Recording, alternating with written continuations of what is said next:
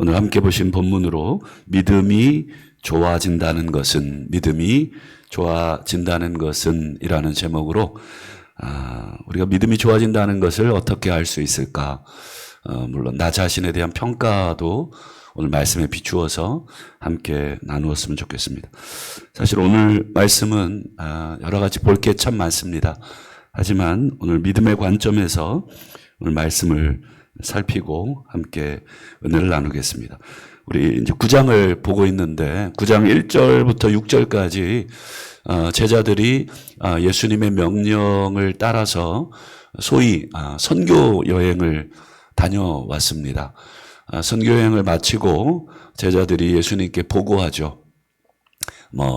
주신 여러 가지 권능들도 행하고 또 복음을 전했던 모든 것들을 낱낱이 보고합니다. 그러자 예수님께서 제자들을 여기서 따로라고 하는 것은 이제 개인적으로 은밀히 무리들과 함께 하지 않고 따로 데리고 이 벳세다라고 하는 곳으로 가셨다. 아마도 선교 여행으로 인한 그 여독을 좀 풀 수 있도록 아마 제자들이 좀 쉴 수 있도록 벳세다 그쪽 광야 쪽으로 데리고 나가셨습니다. 벳세다가 어디쯤인지 한번 지도를 한번 화면을 통해서 먼저 보실까요? 여러분 보실 때 그 가운데 이게 호수가 갈릴리 호수입니다. 갈릴리 호수를 중심으로 여러분들이 이제 주변에 가버나움 보이시고 그리고 북동쪽이죠. 오른쪽 위에 보시면 벳세다라고 하는 곳, 이쯤이 벳세다 지역입니다. 이 벳세다는 여러분 아시는 것처럼 성경에 보면 빌립 그리고 베드로 그리고 베드로의 형제 안드레의 고향이 바로 이 벳세다이고, 이 벳세다라고 하는 이 지명의 뜻, 이 베이트라고 하는 단어가 집이고 세다가 어부인데 어부들의 집 이런 뜻입니다. 그러니까 한마디로 어촌입니다. 어촌. 이 호수를 주변으로 이제 마을을 이루고 사는 사람들은 대부분의 생계가 다 이 어부입니다. 이 베드로와 안드레, 빌립의 고향 땅인 이 벳세다의 이 빈들 광야로 제자들을 데리고 나가십니다. 그런데 무리들이 어떻게 알았는지 예수님과 이 제자들의 무리를 이 벳세다까지 따라오죠. 자신을 찾아온 무리들을 예수님께서 귀찮아하지 않으시고 그들에게 하나님 나라의 일을 또 말씀하시고 또 병자들을 고쳐주시죠. 그렇게 또 하나님 나라의 일을 말씀하시고 또 병자들을 고치다가 어느덧 또 시간이 많이 어두워져 갑니다. 그러자 제자들이 한 가지 걱정거리가 생겼습니다. 한번 12절을 한번 보실까요? 12절 우리 한번 같이 한번 읽어 주시겠습니까? 시작.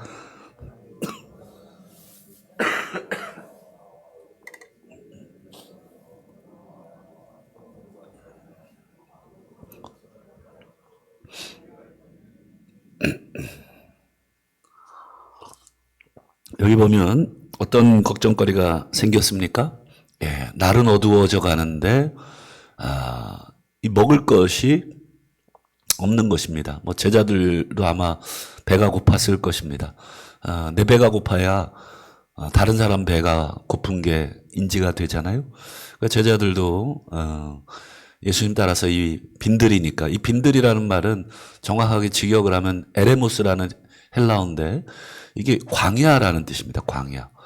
그러니까 우리가 아는 그런 푸른 풀밭이 있는 그런 데가 아니라 아무것도 없는 그런 곳이라는 것이죠.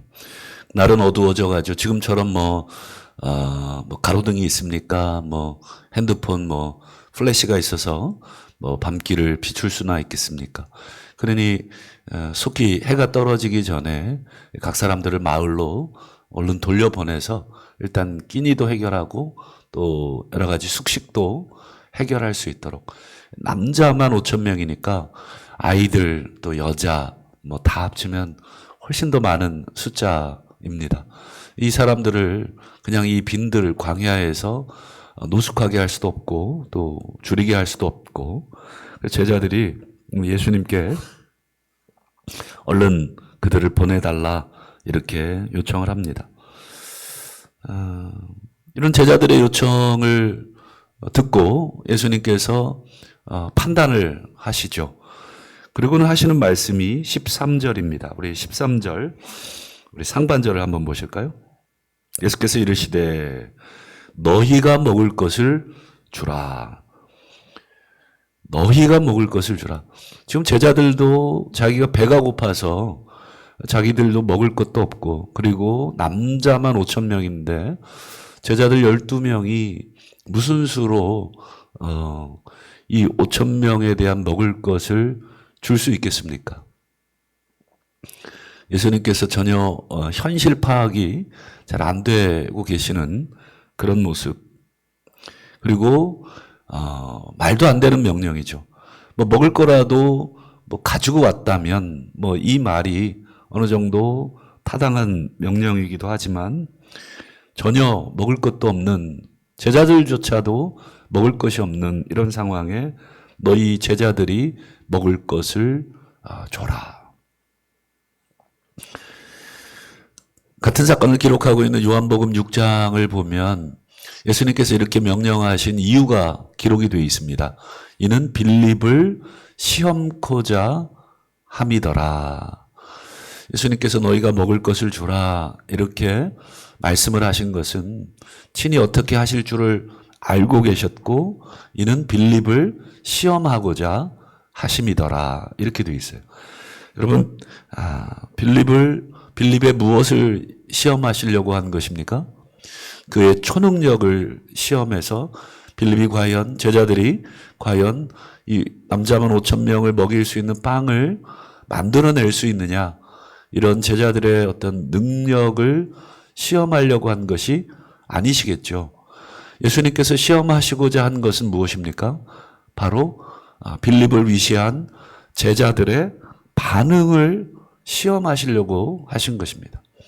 우리도 왜 아이들 어릴 때 키우실 때 우리 아이에게 무엇인가를 요구할 때가 있고 또는 무엇인가를 하라고 명령할 때가 있죠. 사실은 부모인 내가 여차하면 해주죠. 그리고 제가 해줄 마음을 가지고 아이에게 그렇게 묻는 것입니다. 아이에게 그렇게 묻는 것은 아이의 능력을 테스트해 보려고 하려고 했던 것이 아니라 아이가 어떻게 반응을 하느냐, 아이가 뭐라고 대답을 하느냐 하는 것을 보려고 사실은 부모로서 자녀에게 그렇게 말을 하는 것이죠. 오늘 예수님의 명령도 똑같습니다. 너희가 먹을 것을 줘라라고 하는 전혀 현실 파악도 되지 않고 현실 인식도 되지 않는 이런 명령을 하신 이유는 제자들의 반응을 예수님께서 기대하신 것입니다. 자, 제자들이 어떻게 반응했는가? 우리 13절, 우리 하반절을 한번 보실까요? 13절 하반절 한번 같이 한번 읽어 주시겠습니까? 시작. 여짜오되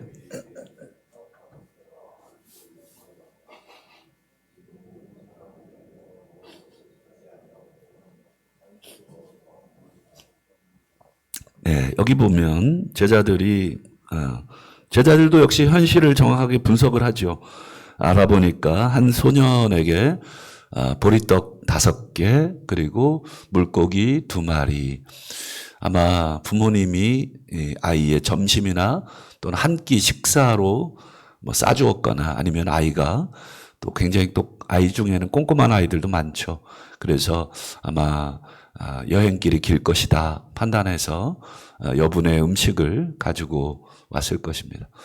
물론 다른 사람들도 가지고 왔을 가능성도 있지만 제자들에게 이 자기의 소유를 내어준 사람은 바로 이 아이밖에 없었습니다. 그래서 제자들이 보리떡 5개, 물고기 2마리 밖에 없습니다. 그 다음 보세요. 모든 사람을 위하여 먹을 것을 사지 않으면 우리가 이들을 먹일 수 없습니다. 제자들의 이런 반응이 인간적인 측면에서는 이해도 됩니다. 뭐 현실을 근거로, 뭐 데이터를 근거로 우리가 판단하는 그런 훈련을 받은 사람들이니까 얼마든지 분석을 우리가 충분히 이해를 합니다. 하지만 이런 제자들의 반응에는 동시에 안타까움도 묻어져 있죠. 과연 예수님께서 너희가 먹을 것을 주라 이런 명령을 하셨을 때 제자들에게 이런 반응을 기대했을까? 내가 부모로서 아이에게 어떤 것을 명령할 때는 내가 얼마든지 너를 도울 수 있다. 내가 얼마든지 네가 하다 안 되면 내가 몰래 도울 것이다. 아니면 대놓고 도와줄 것이다. 라고 하는 부모의 어떤 그런 인간적인 간절함이 또는 소원이 있었듯이 오늘 이 제자들의 이 반응에 만약에 예수님이 부모셨다면 그 마음이 어땠을까? 제가 예전에도 몇 번 얘기 드린 것 같은데 저희 딸아이 한 3, 4살 때쯤 과자 중에 바나나킥을 좋아했어요. 자주 사다 줬죠. 제가 손을 잡고 가서 이제 가게에 가서 바나나킥을 골라라. 아빠가 계산도 해주는 모습을 다 보여줍니다. 제가 의도적으로 그렇게 했었습니다. 아빠가 지갑에서 돈을 꺼내거나 카드를 꺼내서 계산을 해주고 그리고 또 집으로 데려가서 봉지를 뜯어서 하나하나 먹을 수 있도록 그리고 거의 다 먹어갈 무렵쯤 온몸에 뭐 과자 부스러기를 다 얼굴에 묻혀가면서 다 먹어갈 무렵쯤 제가 아이를 시험코자 아이에게 이렇게 물었습니다. 늘 그렇게 물었던 것 같아요. 누구야? 아빠 하나만 줘봐. 제가 시험코자 그렇게 늘 물어봤어요. 근데 그 아이는 늘 그 시험에 오답을 얘기했어요. 안 돼. 마지막 하나 남은 그 바나나 킥이 더욱 간절했겠죠. 그래서 제가 또 시험을 했어요. 이거 아빠 주면 아빠가 새로 한 봉지 더 사다 줄게. 이렇게 어떤 새로운 제안까지 해가면서 시험을 한 적이 있어요. 어떻게 됐을까요? 이게 쉽지가 않더라고요. 이 3, 4살 아이의 어떤 미래를 보는 어떤 판단력, 그리고 현재 자기가 먹고 싶은 그 욕구에 대한 절제, 이런 것들이 뭐 3, 4살짜리에게 그런 걸 기대한다는 것이 어렵죠. 그때 제가 참 아이를 의도적으로 시험했지만 아이는 그 시험에 번번이 제 기억으로는 거의 매번 떨어졌던 것 같아요. 너희가 먹을 것을 주라. 이것은 제자들을 시험코자 함이었는데 제자들의 이 반응은 안타깝게도 2마리밖에 없습니다. 우리는 할 수 없습니다. 여러분 그동안 제자들이 예수님과 동행하면서 예수님이 어떤 존재인지를 저는 충분히 봤다고 생각을 합니다. 그저 뭐 예수님이 누군지를 오늘 처음 봤거나 어제 처음 봤거나 뭐 얼마 되지 않았다면 우리가 어느 정도 이해를 할 수 있지만 우리가 복음서를 쭉 읽어보면서 제자들은 예수님을 충분히 경험을 했다. 지난 8장만 기준으로 놓고 봤을 때 여러분 풍랑 속에서 여러분 어떻게 됐습니까? 예수님께서 풍랑을 잠잠케 하시는 사건. 그리고 제자들이 그 예수님을 보면서 이분이 누구냐, 이 사람이 도대체 누구냐라고 소위 놀라면서 예수님을 배웠죠. 예수님이 도대체 누구길래 바람과 바다도 순종한단 말이냐. 그리고 그 사건 지나고 나서 어떤 일도 있었습니까? 고라사에 그 군대 귀신 들린 사람, 아무도 제어할 수 없는 그 군대 들린 귀신 들린 그 사람을 예수님께서 단 말씀 하나로 제압을 하시고 그리고 그 귀신들을 전부 다 이 갈릴리 바다에 몰살시키는 장면, 그것도 제자들이 봤죠. 그리고 또 그 다음 사건은 무엇입니까? 회당장 야이로의 죽어가는 딸. 그 와중에 만났던 12년 혈루증으로 고생했던 한 여인. 그 12년 동안 고생했던 여인의 질병을 고치셨던 사건, 그리고 회당장 야이로의 이미 죽은 딸을 다시 살려낸 그 사건을 제자들은 두 눈으로 똑똑히 예수님을 경험을 했죠. 그뿐입니까? 방금 제자들은 예수님 명령 따라서 아무것도 가지지 않고 명령 따라서 전도 여행, 선교 여행을 다녀왔을 때 어떤 것도 부족함이 없이 그들에게 먹을 것을 공개하시는 그 하나님의 능력들, 또 예수님의 말씀 따라 순종했을 때 먹을 것을 채워주시고 입을 것을 채워주셨던 그 경험을 그 경험이 아직 온기도 가시지 않았죠. 바로 9장 1절부터 6절까지가 그 내용입니다. 그리고 선교여행 보고 마치자마자 예수님이 제자들 데리고 벳세다라는 곳에 지금 좀 쉬러 오신 건데 무리들이 또 와서 예수님을 귀찮게 하고 쉬지도 못하게 하셔서 또 하나님 나라 일을 가르치시고 또 병자들을 고치시는 그 광경들을 하루 종일 곁에 모시고 있으면서 제자들이 본 것입니다. 그랬던 제자들이 너희가 먹을 것을 주라라고 하는 예수님의 이 명령, 이 말씀에 할 수 없다. 이렇게 대답을 내놓고 있는 것입니다. 저는 이 제자들의 이 반응, 제자들의 이 대답을 보면서 한편으로는 이해가 됐지만 또 한편으로는 좀 안타까웠습니다. 너무 현실에만 갇혀 있구나. 우리가 너무 그렇게만 훈련이 되어 있구나. 이 세상 교육에 우리가 현실을 뛰어넘는 그런 믿음을 우리가 드러내는 그런 영적인 훈련들을 우리가 온전히 받지를 못했구나. 그저 계산된 그 틀 안에서 우리가 미래를 예측하고 상황을 예측하고, 여러분 만약에 우리의 믿음이 그것이 전부라고 한다면 우리가 예수님을 왜 믿는 것입니까? 우리가 예수님을 왜 따르는 것입니까? 라는 근본적인 질문을 우리에게 던져보게 됩니다. 저는 제자들 중에 누군가 한 명쯤은 저는 특별히 베드로에게 좀 기대했었습니다. 베드로는 좀 다혈질이잖아요. 그냥 속에 있는 것을 그대로 다 여과 없이 얘기하는 욱하는 성질이 있잖아요. 이럴 때 베드로가 자신의 믿음을 좀 이렇게 욱하면서라도 드러내면 참 좋았겠다 이 생각을 했는데 아무도 한 명도 주님께서 그렇게 말씀하시니 무슨 방법이 있으시겠죠. 우리에게 먹을 것이 없는 줄을 아시면서 너희가 먹을 것을 주라는 이런 황당한 말씀을 하실 때에는 주님 방법을 가지고 계시겠지요. 주님 방법이 무엇입니까?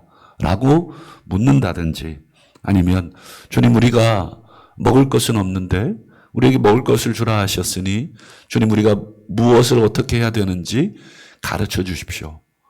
최소한 이런 질문, 이런 대답 정도는 사실 기대를 했었습니다. 근데 아무도 그런 대답을 하지 않고 할 수 없다는 그런 대답만 예수님께 내놓았죠. 사실 예수님 입장에서는 이 시험에 제자들이 어떻게 된 것일까요? 불합격이 되겠죠. 어제 예수님의 소문을 들었던 이 헤롯, 분봉왕 헤롯 안티파스, 세례 요한을 참수시켰던 이 헤롯 안티파스가 예수님의 소문을 듣고 뭐라고 합니까? 이가 누구냐? 죽은 세례 요한이 살아난 것이냐? 도대체 이 사람이 누구냐? 저는 이 분봉왕 헤롯은 예수님에 대해서 예수님을 보지도 못한 사람입니다. 그저 예수님의 소문을 들었기에, 소문만 들었기에 예수님에 대한 이 분봉왕 헤롯의 반응은 충분히 이해가 됩니다. 헤롯에게 예수님에 대한 믿음의 반응을 요구한다든지, 야, 내가 이 사람을 구주로 믿어야 되겠으니 예수님을 찾아가자라든지 이런 반응을 기대하지는 않았습니다. 그러나 오늘 제자들은 예수님에게 어떤 존재입니까? 이 제자들은 예수님에게 분봉왕 헤롯과 같은 존재는 아닙니다. 그저 소문으로만 주워 들었던 예수님도 아니고 직접 그들의 삶 속에서 직접 체험을 했고 그들 스스로도 이분이 누구냐라고 고백할 정도로 삶 속에서 예수님과 동행하면서 실제 예수님을 체험했고 예수님의 능력을 경험했던 그런 사람들이 제자들입니다. 말씀을 맺겠습니다. 여러분, 우리 삶 속에서 우리가 경험하는 수많은 많은 문제들이 있죠. 오늘 제자들에게는 날은 어두워져 가고 먹을 것은 없고 사람들은 많고 이 문제를 자기들은 해결할 수 없고 이 상황에서 예수님은 너희가 먹을 것을 주라는 정말 짐 위에 짐을 하나 더 얹어주시는 듯한 그런 명령, 말도 안 되는 그런 명령을 하실 때에는, 말도 안 되는 상황에 우리를 몰아가실 때에는 우리를 어떻게 하시고자 하심입니까? 그렇죠. 우리를 시험하고자 하심이다. 여러분, 감당할 수 없는 문제를 만나시거든 우리가 이렇게 대답을 하시면 됩니다. 주님, 저를 시험하시고자 하심입니까? 주님, 내가 현실을 다 파악해 보니 물고기 2마리, 보리떡 5개밖에 없지만 주님께서 하라고 하셨으면 할 수 있습니다. 이렇게 아마 반응하기를 원하실 것입니다. 여러분, 우리가 믿음이 좋아진다, 믿음이 좋다 하는 것은 사도신경, 주기도문, 성경암송 이런 걸 잘하는 것도 믿음이 좋아지는 한 측면이겠지만 우리 믿음이 실제로 우리의 문제 앞에서 작동하기 시작한다 하는 것입니다. 우리가 경험하는 현실에 우리가 해결할 수 없는 그 문제, 자녀의 문제라든지 또 가족의 문제라든지 사업의 문제라든지 또 교회의 문제라든지 또 개인의 문제라든지 내 힘으로는 도무지 어떻게 할 수 없는, 내가 가진 그런 오병이어로는 도무지 이 상황을 해결할 수 없는 그런 문제, 그런 상황 속에서도 우리는 긍정적일 수 있다. 우리는 주님을 신뢰하는 그런 긍정적인 상태를 유지할 수 있다라고 하는 것이 믿음이 좋아진다 하는 것입니다. 지금 우리가 처한 각자의 상황은 아마 다르실 것입니다. 제가 우리 성도님들의 상황을 다 모르고 성도님들도 제 상황을 다 모르시겠죠. 그러나 우리 각자의 상황을 우리는 서로 모르지만 우리 주님은 알고 계십니다.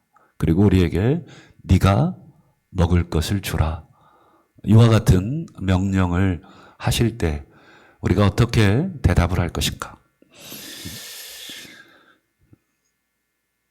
세상은 우리에게 아마 미쳤다고, 비현실적이라고 얘기를 하겠지만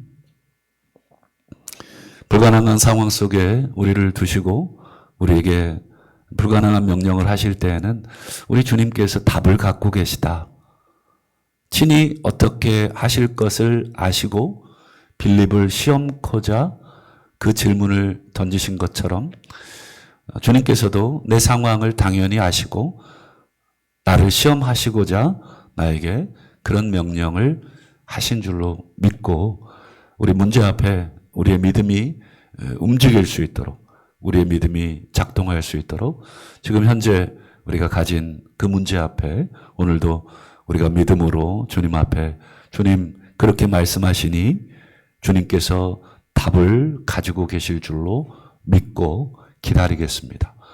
또 믿고 제가 할 일을 찾아보겠습니다. 이렇게 답을 하신다면 우리 주님께서 우리에게 합격이라고 하는 아주 좋은 소식을 들려주실 줄로 믿고 오늘 하루도 많은 문제 앞에 우리 주님께 맡겨드리는 그런 복된 믿음의 사람들이 다 되시기를 주님의 이름으로 축원합니다. 기도하겠습니다.